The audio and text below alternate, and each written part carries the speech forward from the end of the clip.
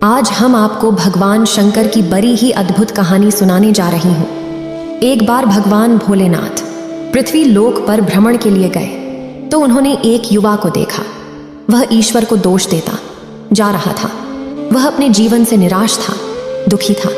तब भगवान शंकर बौद्ध भिक्षु का रूप धारण करके उस युवा को असली दुख के बारे में ज्ञान देते हैं। तो चलिए इस कहानी के माध्यम से समझते हैं कि असली दुख क्या होता है। अगर आप यह कहानी सुन रहे हैं तो पूरा सुनिए। इस कथा को आधा अधूरा छोड़कर जाने की गलती मत करिएगा, क्योंकि इस पवित्र कथा को पूरा सुनने से मनचाहा फल की प्राप्ति होगी। इसलिए इस कथा को पूरा सुने। आप शिव भक्त हैं तो भोलेनाथ का अनादर ना करें। सुख और दुख एक ही सिक्के के दो पहलू हैं। ये बात तो आपने सुनी ही होगी। सुख और दुख हमारे जीवन में लगातार आते ही रहते हैं और हमें लगता है कि हमारे जीवन में हजारों दुख हैं, हजारों समस्याएं हैं। लेकिन अगर आप वास्तविक तौर पर देखें, अगर आप इस बात को अच्छी तरह से समझें, तो आप ये समझ पाएंगे कि हमारे जीवन में केवल एक ही दुख होता है। और दुख क्या है वो हम इस कहानी के माध्यम से जानेंगे। और उस दुख का निवारण, उस दुख का समाधान क्या है, वो भी हम इस कहानी में ही जानेंगे। तो इस कहानी के अंत तक जरूर बने रहिए। एक समय की बात है, एक गांव में एक व्यक्ति रहता था। उसका नाम सोनू था। वह बड़ा आलसी था और अपने जीवन से बहुत निराश था। और उसका कारण यह था कि उसने अब तक अपने जीवन में कुछ भी हासिल नहीं किया था। वह कुछ भी नहीं करता था। उसके घर वाले भी इस बात से बहुत परेशान रहते थे। वे चाहते थे कि वे बाहर जाकर कुछ अच्छा काम करें, कोई अच्छी नौकरी कर ले, लेकिन वह उनकी एक नहीं सुनता था। उसके घर वाले दूसरों का उदाहरण देकर उसे ताने मारते थे, उसे तरह तरह की बातें कहते थे, लेकिन उसे कोई फर्क नहीं पड़ता था। जबकि उसके सारे मित्र कामयाब हो चुके थे। कोई अच्छा व्यापार कर रहा था तो कोई अच्छी नौकरी कर रहा था, जिस कारण जब भी वो लोग मिलते तो वे लोग अपनी बढ़ चढ़कर बड़ाई किया करते। लेकिन सोनू कुछ नहीं करता था, जिस कारण जब भी कोई उससे पूछता कि तुम क्या कर रहे हो, तो वह कुछ नहीं कह पाता। उसे यह कहने में बहुत शर्म महसूस होती थी कि वह कुछ नहीं करता। वो हमेशा सबसे केवल एक ही बात कहता था कि मैं कोशिश कर रहा हूँ। लेकिन उसकी कोशिशों का कोई भी फल किसी को नजर नहीं आ रहा था। देखते ही देखते अब ऐसा समय आ चुका था कि सोनू सभी से मुंह छिपाता फिरता, ताकि कोई उसे यह न पूछ ले कि तुम क्या करते हो, जिस कारण वो कभी किसी के सामने भी नहीं आता था। धीरे धीरे उसका मन दुखी होने लगा था। वह बहुत निराश रहने लगा था। उसे अब ऐसा प्रतीत होता था मानो वह इस धरती पर बोझ है, जिस कारण वो अपने आप को बहुत अकेला महसूस करता, बहुत तन्हा महसूस करता। एक दिन तो उसके मन में ये भी विचार उत्पन्न होने लगे कि मेरे हाथों में कुछ नहीं है तो मैं क्या कर सकता हूँ। अकेले बैठकर वह रोता रहा और भगवान को दोष देता रहा। एक दिन छुपता छुपाता वह घर से निकलकर कहीं जा रहा था। तभी उसने रास्ते में देखा कि एक बौद्ध भिक्षु लोगों को प्रवचन दे रहे हैं और प्रवचन में वह दुख की बातें कर रहे हैं। सोनू कुछ देर के लिए अपना मुंह छुपाकर वहीं पर खड़ा हो गया ताकि उसे कोई देख न ले, और चुपचाप वह उन भिक्षु की बातें सुन रहा था। बौद्ध भिक्षु सभी को प्रवचन में कह रहे थे कि दुख हमारा सबसे बड़ा साथी है। हमें दुख अपने जीवन के बारे में समझाता है और हमें सही जीने का तरीका बताता है।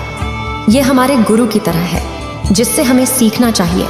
आप चाहें तो अपने जीवन में अपने दुखों को अपना गुरु बना सकते हैं और उससे सीख सकते हैं, या फिर आप चाहें तो अपने दुखों पर बैठकर रो सकते हैं। लेकिन इससे आपको कोई लाभ नहीं मिलेगा, बल्कि आप दिन ब दिन और कमजोर होते जाएंगे, निराश होते जाएंगे। सोनू छुप छुप कर उन बौद्ध भिक्षु की ये सारी बातें सुन रहा था। जैसे ही उपदेश खत्म हुआ, वह उन बौद्ध भिक्षु के पास पहुंचा। उन्हें प्रणाम करके वह कहता है, हे महात्मा, अभी आप कुछ देर पहले दुख को गुरु बता रहे थे। आप कह रहे थे कि दुखों से हमें सीखना चाहिए, हमें उन्हें अपना गुरु बनाना चाहिए। लेकिन मैं भी तो अपने दुखों से परेशान हूँ, अपने जीवन से परेशान हूँ।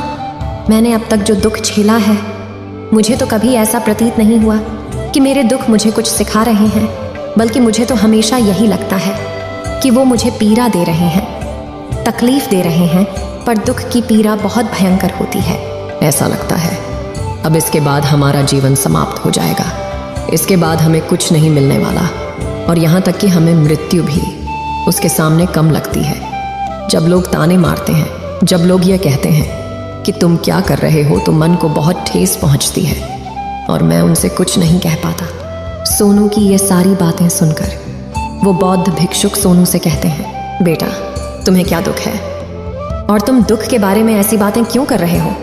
सोनू ने अपने ऊपर बीती हुई सारी बातें उन बौद्ध भिक्षु को बता दी और कहने लगा, हे महात्मा, क्या आपके पास मेरे दुख का कोई समाधान है? सोनू की यह बात सुनकर वो बौद्ध भिक्षु मुस्कुराने लगे और सोनू से कहते हैं, बेटा जब तुम्हारे जीवन में कोई असली दुख आए तब तुम मेरे पास आना, मैं इसका समाधान तुम्हें अवश्य बताऊंगा। उन बौद्ध भिक्षु की यह बात सुनकर सोनू थोड़ा सा अचरज में पड़ गया। उसे यह समझ नहीं आ रहा था कि क्या उसने अब तक जो दुख झेला है वह असली दुख नहीं है। उसने जो अब तक पीड़ाएं सही हैं, जो ताने सहे हैं, जो तकलीफें उठाई हैं, क्या वह असली दुख नहीं है? आगे वह मन ही मन अपने आप से कहता है कि जब मुझे मेरे अपने नहीं समझ पाए तो ये बौद्ध भिक्षु मुझे क्या समझेंगे। इतना सोचकर वह वहां से चला गया। सभी लोगों के ताने सुन सुनकर सोनू बहुत थक चुका था तो बहुत निराश हो चुका था, जिस कारण उसने निर्णय लिया कि वह अब कुछ करके दिखाएगा। उसने अपने पिता से थोड़ा सा रुपया लिया और उस रुपया से उसने एक व्यापार शुरू किया। उसके पिता बहुत खुश थे कि कम से कम मेरा बेटा कुछ करने का प्रयास तो कर रहा है, लेकिन उसे व्यापार में कोई सफलता नहीं मिल रही थी, जिस कारण वो बहुत ही हताश हो चुका था। वह बहुत निराश हो चुका था। उसे ये समझ नहीं आ रहा था कि वह क्या करे, किस तरह से अपने व्यापार को आगे बढ़ाए। तभी उसके पिता ने उससे कहा, बेटा कोई बात नहीं, इसी तरह से प्रयास करते रहो, आज नहीं तो कल सफलता अवश्य मिलेगी। सोनू ने अपने पिता की बात मानी और अपने व्यापार में और भी कड़ी मेहनत करने लगा।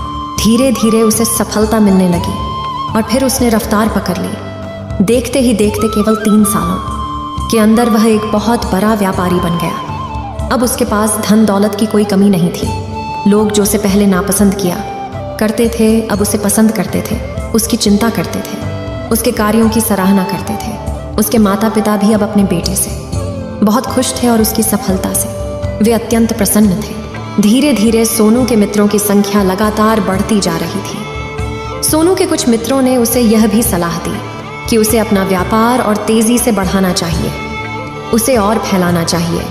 जब तुम आज केवल इस नगर के सबसे बड़े व्यापारी हो तब तुम इतना खुश हो, तुम्हारे साथ ये सारे लोग हैं।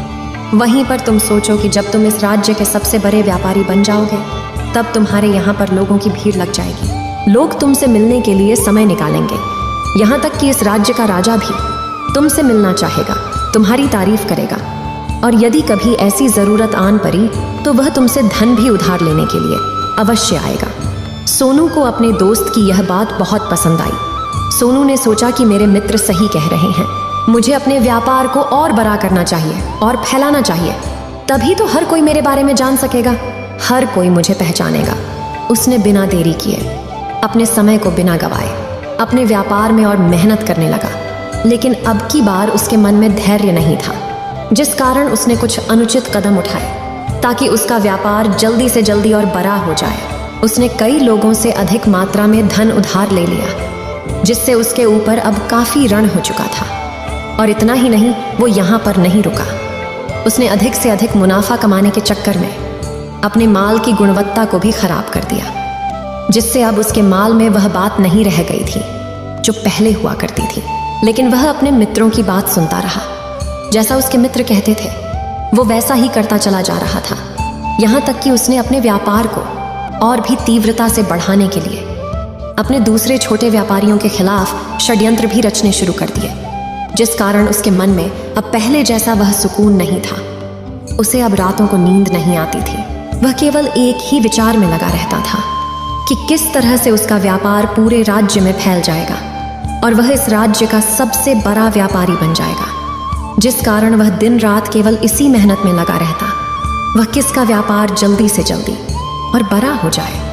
हालांकि उसके पास अब सब कुछ था, धन दौलत, अच्छा घर, गाड़ियाँ, नौकर चाकर, सभी सुख सुविधाएं। लेकिन उसके बावजूद भी वह उन चीज़ों का लाभ नहीं उठा पा रहा था, क्योंकि उसका पूरा ध्यान केवल अपने व्यापार को और उन्नति पर ले जाना था। एक दिन सोनू अपने रथ पर बैठकर एक मार्ग से होकर गुजर रहा था। तभी रास्ते में उन्हें गुरुवर का आश्रम पड़ा। ये देखकर वह उन बौद्ध भिक्षु के पास गया और बौद्ध भिक्षु से कहने लगा, हे हे महात्मा, आपने कहा था कि जब मेरे जीवन में कोई असली दुख आए तब मैं आपके पास आऊं। इस कारण मैं यहाँ पर आया हूँ। आज मैं बहुत दुखी हूँ। मैं रातों को सो नहीं पाता। मेरे पास सब कुछ होते हुए भी मैं उनका लुत्फ नहीं उठा पाता। उसने अपनी सारी बातें एक एक करके उन बौद्ध भिक्षु को बता दी। तभी वह बौद्ध भिक्षु सोनू से कहते हैं, बेटा, जब तुम पहली बार आए थे तब भी तुम बहुत दुखी थे, लेकिन तब तुमने अपने दुख से क्या सीखा था? इसके जवाब में सोनू उन बौद्ध भिक्षु से कहता है, हे महात्मा, जब मैं अपने जीवन में कुछ नहीं कर पा रहा था तब मैंने अपने दुखों से यह सीखा था कि केवल सोचने मात्र से कुछ नहीं होगा। उसके लिए हमें कुछ करना भी पड़ेगा, और केवल कोई कर्म करना ही हमें सफल नहीं बनाता, बल्कि उस कर्म को उसके अंजाम तक पहुंचाना हमें सफल बनाता है। फिर चाहे रास्ता कैसा भी हो, फिर चाहे परिस्थितियां कैसी भी क्यों ना हो, फिर चाहे कितनी ही बाधाएं आपके रास्ते में क्यों ना आ जाएं, चाहे ऐसा क्यों ना लगने लगे कि अब आपके जीवन में कुछ नहीं बचा और आप कुछ नहीं कर सकते, तब भी हौसला बनाए रखो, उम्मीद न छोड़े और अपने कार्य पर डटे रहो, यह सोचकर कि जब तक मैं अपने कार्य को सफल नहीं कर लेता, जब तक मैं अपने लक्ष्य तक नहीं पहुंच जाता, तब तक मैं इस कार्य को करता रहूंगा। मैं इस कार्य में अवश्य सफल होकर ही रहूंगा। जबकि बाकी लोग केवल सफल लोगों को महत्व देते हैं, उनके कर्मों को नहीं। सोनू की ये सारी बातें सुनकर वह बौद्ध भिक्षु मुस्कुराने लगे और इस सोनू से कहते हैं, बेटा, जब तुम्हारे जीवन में असली दुख आए तब तुम मेरे पास आना, मैं तुम्हारी समस्या का समाधान अवश्य करूंगा। इतना कहकर वह बौद्ध भिक्षु वहां से उठकर चले गए। सोनू एक बार फिर से उनकी ये बातें सुनकर आश्चर्यचकित रह गया। उसे अब यह समझ नहीं आ रहा था कि क्या उसने जो दुख देखा है, उससे जो तकलीफें अब तक सही हैं, क्या वह असली दुख नहीं है? उसके मन में अब एक सवाल उत्पन्न होने लगा कि असली दुख क्या है और इसकी पहचान क्या है, और मुझे कैसे पता चलेगा कि इस समय में असली दुख मैं हूं। लेकिन उसने कुछ नहीं कहा। वह यह सब सोच ही रहा था कि तभी वह बौद्ध भिक्षु सोनू के पास एक बड़ा सा घड़ा लेकर पहुंच जाते हैं। उस घड़े के अंदर सोने के सिक्के थे। उस घड़े को देते हुए वह बौद्ध भिक्षु सोनू से कहते हैं, बेटा, तुम इसे उस पैर के नीचे दबा दो, क्योंकि ये मेरे किसी काम का नहीं है। जब मुझे इसकी ज़रूरत पड़ेगी तब मैं वहाँ से खोद कर इसे निकालूंगा, लेकिन अभी के लिए इसे वहाँ पर मिट्टी के नीचे दबा दो। सोनू ने उस बौद्ध भिक्षु की बात मान ली और वो घड़ा उस पैर के नीचे जाकर मिट्टी में दबा दिया। इतना करके वह गुरुवर को प्रणाम करता है और वहाँ से वापस अपने घर की ओर लौट जाता है। धीरे धीरे समय बीतता गया। समय के साथ साथ सोनू व्यापार में और भी ज़्यादा उन्नति कर चुका था, लेकिन माल की गुणवत्ता अच्छी न होने के कारण अब उसके व्यापार में घाटा होने लगा। और धीरे धीरे ऐसा समय आया कि उसका व्यापार पूरी तरह से चौपट हो गया। अब उसके पास कुछ नहीं बचा था, बल्कि उसने जो कर्जे लिए थे वो कर्जे भी अब उसे चुकाने थे। लेकिन वह तो यह सोचकर निश्चिंत था कि उसने जो कुछ भी कर्जे लिए हैं वो कर्जे उसने अपने मित्रों से लिए हैं, जिस कारण वह उन्हें लौटाने में थोड़ी देर अवश्य कर सकता है। वह तो यह सोच रहा था कि उसके मित्र उसका बुरे समय पर साथ देंगे, लेकिन सबसे पहले उसके मित्र ही उसे अपना कर्ज वापस लौटाने की मांग करने लगे। तब सोनू को एहसास हुआ कि कोई भी अपना नहीं है। उसने अपने मित्रों से उस कर्ज को लौटाने के लिए थोड़ी सी मोहलत मांगी, लेकिन सोनू के किसी भी मित्र ने उसे कर्ज लौटाने के लिए वह मोहलत नहीं दी, बल्कि वे लोग उसे जान से मारने की धमकी देने लगे। अपने मित्रों के मुंह से यह सब सुनकर सोनू बहुत ही आश्चर्यचकित रह गया। वह जो कुछ सोच रहा था सब कुछ उल्टा पड़ गया। जिस व्यापार के चलते उसके इतने मित्र बने थे, इतने शुभ चिंतक बने थे, वे सब उससे दूर जाने लगे थे। हर कोई उससे पीछा छुड़ाना चाहता था, कोई भी उसका साथ नहीं देना चाहता था। धीरे धीरे उसकी सारी संपत्ति नीलाम हो गई। अब उसके पास कुछ नहीं बचा था। वह सड़क पर आ चुका था। उसने हार मानकर अपने माता पिता से कहा, पिताजी, मेरी मदद कीजिए, मेरे ऊपर बहुत ऋण है, मुझे उसे लौटाना है, कृपा करके मुझे थोड़ा सा धन दे दीजिए। इस पर सोनू के पिता ने सोनू से कहा, बेटा, मेरे पास तो ले देकर बस यही एक छोटा सा घर है। अगर ये अभी मैं तुम्हें दे दूं, यदि मैं इसे भी बेच दूं, तो मैं और तुम्हारी माँ कहाँ रहेंगे? हमें भी दर दर की ठोकरें खानी पड़ेगी, हमें भी सड़कों पर भीख मांगनी पड़ेगी। ले देकर अब हमारे पास केवल यही संपत्ति बची है, इसलिए मैं तुमसे क्षमा मांगता हूँ। अपने माता पिता के मुख से यह सुनकर सोनू चुपचाप वहां से चला गया और मन ही मन वह सोच रहा था कि अब मेरे पास कुछ नहीं बचा। जो था वह तो सब लुट गया, बर्बाद हो गया। अब मैं जीकर क्या करूँगा? अब मेरे पास केवल एक ही रास्ता है जिससे मैं अपने कर्जदारों से अपना पीछा छुड़ा सकता हूँ। यह सोचता हुआ वह एक ऊंची पहाड़ी की ओर पहुंचा। वह पहाड़ी पर चढ़ता ही जा रहा था कि तभी उसे याद आया कि उन बौद्ध भिक्षु ने कहा था कि जब तुम पर असली दुख आए तभी तुम मेरे पास आना, मैं तुम्हारी समस्या का समाधान अवश्य करूंगा। यह सोचकर सोनू के मन में एक बार फिर उम्मीद की। वह लहर दौड़ पड़ी। सोनू तुरंत दौड़ता हुआ उन बौद्ध भिक्षु के पास पहुंचा और सोनू ने उन्हें प्रणाम करके अपने ऊपर बीती हुई हर एक बात उन्हें बता दी और कहने लगा, हे महात्मा, आपने कहा था कि जब मेरे ऊपर असली दुख आएगा तब आप उसका समाधान अवश्य करेंगे। तभी वह बौद्ध भिक्षु सोनू की इस बात को सुनकर मुस्कुराने लगे और कहते हैं, बेटा, कहाँ है असली दुख? जब तुम्हारे जीवन में असली दुख आएगा तो मैं उसका समाधान अवश्य करूंगा। उन बौद्ध भिक्षु के मुख से यह सुनकर सोनू के सब्र का बांध टूट गया और सोनू ने उन बौद्ध भिक्षुओं से कहा, हे महात्मा, आखिरी असली दुख क्या होता है? क्या मैंने आज तक जो भी दुख झेला है, जो भी तकलीफें आज तक मैंने सही हैं, क्या ये दुख नहीं है? क्या इसे दुख नहीं कहते? तभी वो बौद्ध भिक्षु सोनू से कहते हैं, बेटा, पहले तुम मुझे ये बताओ कि तुमने अपने दुख से क्या सीखा है। इसका जवाब देते हुए सोनू उन बौद्ध भिक्षु से कहता है, हे महात्मा, मैंने तो यही देखा है कि जो लोग तुम्हारी तरक्की में तुम्हारा पीछा करते हैं, तुम्हारे साथ जुड़ते हैं, वो लोग तुम्हें अवश्य धोखा देंगे, क्योंकि ऐसे लोग बुरे समय पर तुम्हारा साथ नहीं देने वाले, बल्कि तुम्हारा फायदा उठाने का ही वह प्रयास करेंगे। इसलिए ऐसे लोगों पर भरोसा न करें, बल्कि जो लोग तुम्हारी असफलता के समय पर, तुम्हारे बुरे समय पर तुम्हारे साथ खड़े हैं, वही तुम्हारे असली मित्र हैं और वही तुम्हारे साथ रहते हैं। और ऐसे लोग तुम्हें बहुत कम मिलते हैं, और जिन्हें भी ऐसे लोग मिलते हैं उन्हें हमेशा उनकी कद्र करनी चाहिए। आगे सोनू उन बौद्ध भिक्षु से कहता है कि जब तुम कोई कार्य कर रहे हो तो उसे पूरी ईमानदारी से करो, धैर्य रखो, लालच न करो और अपने लक्ष्य तक पहुंचने के लिए किसी के लिए भी कोई षड्यंत्र न रचो, क्योंकि ऐसा करने से तुम्हारे साथ ही बुरा होगा और तुम्हें हमेशा नुकसान में रहोगे। सोनू की ये सारी बातें सुनकर बौद्ध भिक्षु उस पैर के पास पहुंचे। उन्होंने गड्ढा खोदा और वह घड़ा निकालकर उस सोनू के हाथ में थमा दिया, जिसमें सोने के सिक्के भरे हुए थे।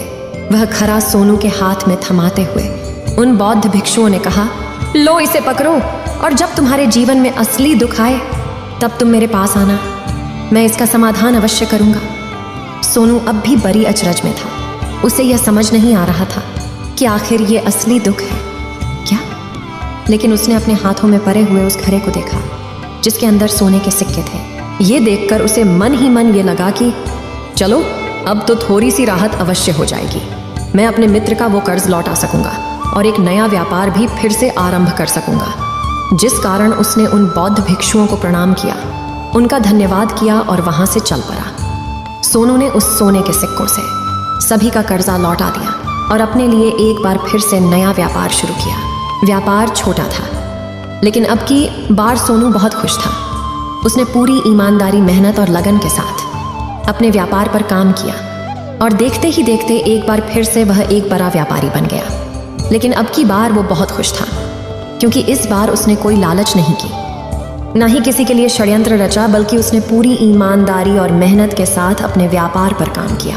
लेकिन जैसे जैसे आप धनी होते जाते हैं, जैसे जैसे आप अमीर बनते जाते हैं, आपके मन में एक डर और उत्पन्न होने लगता है, और वह अपनी दौलत को न खो देना, जिस कारण आप लोग दान करना शुरू कर देते हैं, पुण्य करना शुरू कर देते हैं, लोगों की मदद करते हैं, ताकि आपके जीवन में कभी कोई दुख ना आए। लेकिन यह जीवन सुख और दुख का संगम है, जिस कारण हर किसी को सुख और दुख से होकर गुजरना ही पड़ता है। इसी वजह से एक बार फिर से सोनू के जीवन में एक और दुख उत्पन्न हुआ। अब की बार उसके माता और पिता दोनों की मृत्यु हो गई। सोनू अपने माता पिता से बहुत प्रेम करता था, जिस कारण उसके मन को बहुत गहरा आघात पहुंचा। जब आखिरी बार वह उन्हें देख रहा था तो उसके मन में हजारों सवाल उत्पन्न होने लगे। वह अपने घर लौटा। घर लौटकर उसने देखा कि जिस संपत्ति के लिए वह हमेशा लड़ते झगड़ते रहते थे, आज उसकी देखभाल के लिए कोई नहीं था। उसके माता पिता ने जो भी मेहनत की, जो भी अपने जीवन में इकट्ठा किया, सब यही रह गया। लेकिन अब सब कुछ खत्म हो चुका था और सोनू का मन अब बहुत बेचैन हो रहा था। उसके मन में हजारों सवाल उत्पन्न हो रहे थे और वह अपने आप को बहुत अकेला महसूस कर रहा था। उसे बहुत खाली सा महसूस हो रहा था। उसने इधर उधर देखा लेकिन उसे कुछ समझ नहीं आया। तभी उसे उन बौद्ध भिक्षु की याद आई। वे तुरंत ही भागा उन बौद्ध भिक्षु के पास पहुंचा। उसे देखते ही उन बौद्ध भिक्षु ने सोनू से सवाल किया और कहा, क्या बात है बेटा, क्या कोई फिर से दुख आन पड़ा है? तभी सोनू ने कहा, नहीं गुरुदेव, अब तो सब ठीक है, लेकिन आज मेरे माता पिता की मृत्यु हो गई और मैं बहुत अकेला महसूस कर रहा हूँ। मैं बहुत दुखी महसूस कर रहा हूँ, जैसे कुछ खाली सा है, जैसे कुछ अकेलापन सा। तभी वह बौद्ध भिक्षु सोनू से कहते हैं, बेटा, इसमें दुखी होने वाली बात क्या है? यह तो जीवन है, एक दिन तो सभी को जाना है। यहाँ पर कोई भी रहने नहीं आया और ना ही कोई रहेगा। हम सब एक ना एक दिन मृत्यु को प्राप्त हो ही जाएंगे और मृत्यु कब आएगी ये किसी को नहीं पता। हो सकता है कि तुम्हारी मृत्यु कल ही हो जाएगी या फिर आज और अभी। यह सुनकर सोनू आश्चर्यचकित रह गया। उसने उन बौद्ध भिक्षु से कहा, हे महाराज, आप ये क्या कह रहे हैं? मैं तो अभी जवान हूँ और मुझे तो अभी अपनी पूरी उम्र जीना है। मैं तो जीना चाहता हूँ, कुछ करना चाहता हूँ, और आप कह रहे हैं कि मैं कभी भी मृत्यु को प्राप्त हो सकता हूँ। इस पर वो बौद्ध भिक्षु सोनू से कहते हैं, बंदे, इस भ्रम में मत रहना कि मृत्यु केवल बूढ़े को आती है। बूढ़ों के सामने तो उनके जवान बच्चे तक मर जाते हैं। मृत्यु कभी किसी की उम्र देखकर नहीं आती और ना ही किसी को बताकर आती है। उन बौद्ध भिक्षु के मुख से ये सारी बातें सुनकर सोनू और भी ज्यादा बेचैन हो गया और वो चुपचाप वहां से चला गया। उसके मन का वो खालीपन अब भी वैसे ही था। वह भी अपने आप को बहुत अकेला महसूस कर रहा था। उसके बाद से उसका मन अपने व्यापार में भी नहीं लगता। जब भी वह कोई कार्य करता तो उसके मन में ढेर सारे प्रश्न उठने लगते हैं। वो क्या कर रहा है, क्यों कर रहा है, और उसने इस कार्य को क्यों किया? उसके मन में अब एक और प्रश्न उत्पन्न होने लगा था, क्या हम यहाँ पर केवल इसीलिए आते हैं कि इस जीवन को भोगे और एक दिन मृत्यु को प्राप्त हो जाए? वह यह समझ नहीं पा रहा था कि जीवन का असली मतलब क्या है। उसने कई विद्वानों से पूछा, अपनी तरफ से जो मुमकिन हो सकता था खोजबीन की, लेकिन उसे कोई भी जवाब नहीं मिल पा रहा था। और जब उसे कोई जवाब नहीं मिला तो उसका दुख और भी बढ़ गया, जिस कारण उसके मन की बेचैनी और भी बढ़ चुकी थी और उसे यह समझ नहीं आ रहा था कि वह क्या करे, कहाँ जाए, किससे पूछे। तभी उसे फिर से उन बौद्ध भिक्षु की याद आई। वे एक बार फिर से उन बौद्ध भिक्षु के पास पहुंचा और उसने अपने मन की सारी बातें उन गुरुवर को बता दी। तभी वो बौद्ध भिक्षु मुस्कुराने लगे और सोनू से कहते हैं, बेटा, आज पहली बार तुम्हारे जीवन में असली दुख उत्पन्न हुआ है। वास्तव में तो यही है जिसे हम दुख कह सकते हैं, जो दुख कहलाने लायक है कि हमें पता ही नहीं हम क्या कर रहे हैं, कहाँ जा रहे, क्यों जा रहे हैं, वो कौन है, क्या है, क्यों है, हम क्या करना चाहते हैं। तभी सोनू ने कहा, हे महात्मा, मेरे इस दुख का समाधान कीजिए, मुझे इस दुख का निवारण दीजिए। तभी वह बौद्ध भिक्षु सोनू से कहते हैं, हम सबके अंदर क्रोध, लालच, लोभ जैसी कई वासनाएं हमारे अंदर घर करके बैठ जाती हैं, जिस कारण हम अपने जीवन को टुकड़ों में जीते हैं और हमारी चेतना कभी एक नहीं हो पाती। हम कभी एक जगह सोच नहीं पाते, समझ नहीं पाते और हमारी ऊर्जा शक्ति भी पूरी तरह से छिन्न भिन्न हो जाती है। और आजकल के इस दौर में हमारे पास तो इतना भी समय नहीं कि हम एक पल निकाल करके, एक पल के लिए मूर कर अपने आप को देख सकें, अपने आप को समझ सकें। वास्तविकता में हर कोई यहाँ पर अपने जीवन भर केवल दुख दुख कहकर चिल्लाता रहता है, उसका समाधान निकालने का हर मुमकिन प्रयास करता है, लेकिन जिसे हम दुख समझते हैं वह तो दुख है ही नहीं, तो इसका समाधान आपको कहाँ से मिलेगा। ये तो परिस्थितियाँ हैं जिसके कारण हम अपने आप को दुखी समझते हैं, अपने आप को तकलीफ में समझते हैं। जैसे हम एक परिस्थिति से निकलते हैं, हम किसी दूसरी परिस्थिति में फंस कर रह जाते हैं। जिस प्रकार हम पहली समस्या का सामना करते हैं, उसी प्रकार हम दूसरी समस्या का भी सामना करते रह जाते हैं। और जब हम इन परिस्थितियों से हार मान लेते हैं, जब हमें लगता है कि अब कोई रास्ता नहीं बचा, तब हमारे सामने हमें केवल एक ही रास्ता नजर आता है और वह है मृत्यु। लेकिन यह कोई समाधान नहीं है, ये कोई रास्ता नहीं है। इसलिए यदि आप सचमुच अपनी समस्याओं का समाधान चाहते हैं तो अपने आप को इकट्ठा करना सीखें। अपनी ऊर्जा को इस संसार में वापस कीजिए, उसे एक कर और अपने ऊपर ध्यान लगा। मृत्यु से पहले अपने आप को पहचानो, अपने आप को जानो, अपने आप को बिखरने न दो। तभी सोनू उन बौद्ध भिक्षु से कहता है, हे महाराज, तो क्या हमें इस जीवन को नहीं जीना चाहिए? क्या हमें अपनी इच्छाओं को नहीं पूरा करना चाहिए?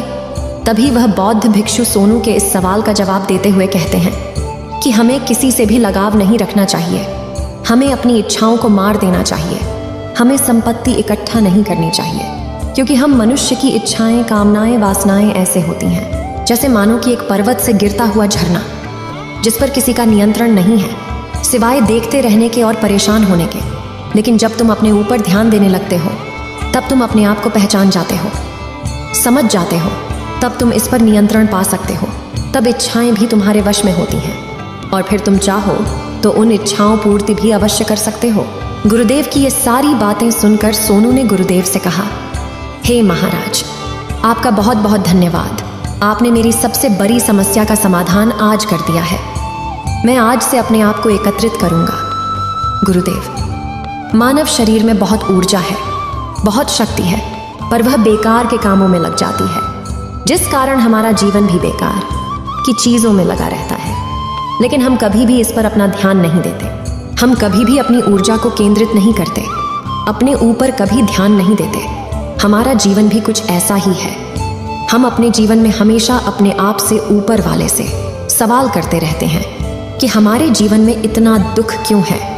हम सभी के मन यह सवाल तो अवश्य ही उठता है, और इसका जवाब है कि वह ईश्वर यह चाहता है कि हम अपने जीवन के अंतिम दुख तक पहुंच सकें, उस गहराई तक पहुंच सकें जहां पर हमें यह पता चल सके कि हमने अभी तक अपने आप को नहीं जाना, अपने आप को नहीं पहचाना। मानव शरीर के अंदर जो ऊर्जा है, जो शक्ति है, उसके बारे में हम अभी तक नहीं जानते। हम अपने आप को चाहे तो एकत्रित कर सकते हैं, अपने आप पर नियंत्रण पा सकते हैं, लेकिन हम अपनी इस ऊर्जा का बेअर्थ उपयोग करते रहते, व्यर्थ की चीज़ों में लगा देते, जिस कारण हम अपने आप को कभी नहीं पहचान पाते और ना ही कभी अपने आप पर नियंत्रण पा सकते हैं। लेकिन यदि आप अपने आप को जानना चाहते हैं, अपने आप को पहचानना चाहते हैं, तो पहले आपको खुद को एकत्रित करना होगा, अर्थात ध्यान लगाना होगा। ध्यान से ही आप अपने दुखों की उन समस्याओं का समाधान निकाल सकते हैं, और तभी आप अपने आप को पहचान सकते हैं, जान सकते हैं और अपने जीवन के हर दुखों का समाधान भी कर सकते हैं। इस वीडियो को बोलते समय कोई त्रुटि हो तो मैं क्षमा चाहती हूँ। उम्मीद है आप सभी को ये वीडियो अच्छी लगी होगी। अगर आप शिव के सच्चे भक्त हैं तो चैनल को सब्सक्राइब और वीडियो को लाइक करके कमेंट में हर हर महादेव लिख दीजिए।